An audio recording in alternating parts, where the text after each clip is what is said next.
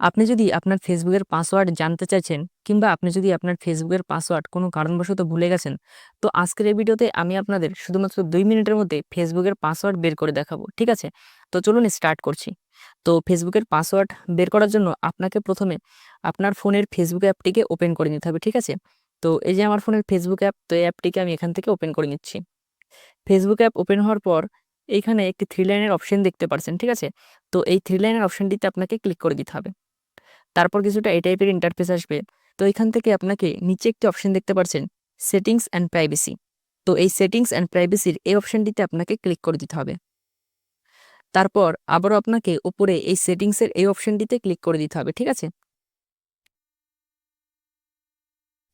তারপর কিছুটা এই টাইপের ইন্টারফেস আসবে। ঠিক আছে? তো এখান থেকে আপনাকে অ্যাকাউন্ট সেন্টার এই অপশনটিতে ক্লিক করে দিতে হবে। ঠিক আছে? দেন তারপর কিছুটা এই টাইপের ইন্টারফেস আসবে। তো এখানে একটু অপশন দেখতে পাচ্ছেন আপনি, পাসওয়ার্ড অ্যান্ড সিকিউরিটি।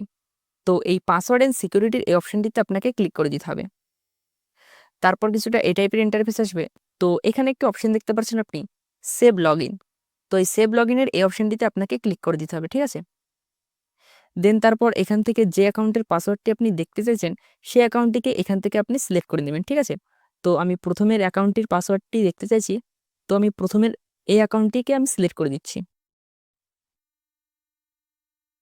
দেন তারপর কিছুটা এই টাইপের ইন্টারফেস আসবে। তো এখানে আমার ফেসবুকের লগইন ইনফো কিন্তু সেভ হয়ে গেছে। ঠিক আছে? তো এখানে দেখাচ্ছে, দেখতে পাচ্ছেন, সেভ ইওর লগইন ইনফো, মানে আমার ফেসবুকের লগইন ইনফো এখানে কিন্তু সেভ হয়ে গেছে।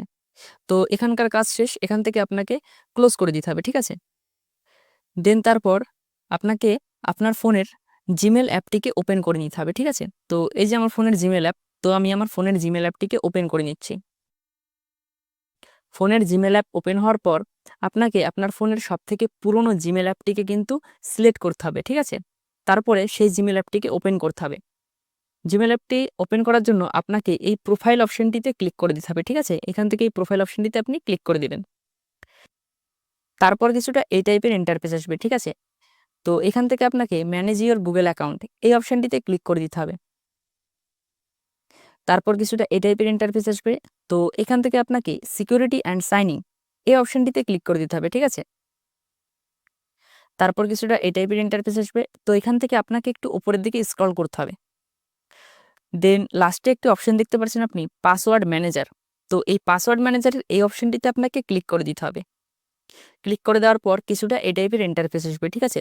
তো এই যে অপশনটি দেখতে পাচ্ছেন আপনি, এই অপশনটির মধ্যে আপনার ফোনের সমস্ত অ্যাপ্লিকেশনের পাসওয়ার্ড কিন্তু সেভ হয়ে থাকে। ঠিক আছে?